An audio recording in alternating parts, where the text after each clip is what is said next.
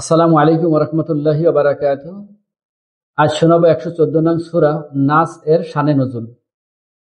সূরা ফালাক ও নাস নাজিল হওয়ার প্রেক্ষাপট একই। ইতিমধ্যে সূরা ফালাকের শানে নজুল যার বর্ণনা এসেছে, এই দুটি সূরাকে একত্রে মুআউযিতান বলা হয়, যা বিশেষ গুরুত্ব বহন করে। আল্লাহ তাআলা এই সূরা দুটি নাজিল করে মুমিনদেরকে সৃষ্টিকুলের যাবতীয় অনিষ্ট থেকে সুরক্ষিত থাকার মূল মন্ত্র জানিয়ে দিয়েছেন। সূরা ফালাককে আল্লাহ শারীরিক ও বাহ্যিক ক্ষতির হাত থেকে আশ্রয় প্রার্থনার শিক্ষা দিয়েছেন।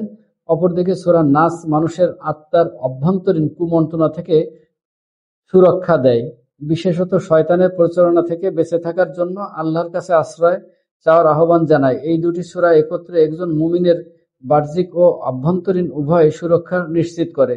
হাদিসে এসেছে, রাসূল সাল্লাল্লাহু আলাইহি ওয়াসাল্লাম এই সূরা দুটি নিয়মিত পাঠ করতেন, বিশেষত ঘুমানোর আগে এবং কোনো বিপদ বা অসুস্থতার সময়। এটি আমাদের শিক্ষা দেয় যে আল্লাহর প্রতি পূর্ণ নির্ভরতা এবং তার কাছে আশ্রয় চাওয়ার মাধ্যমে আমরা সৃষ্টি জগতের যে কোনো ক্ষতি থেকে মুক্ত থাকতে পারি।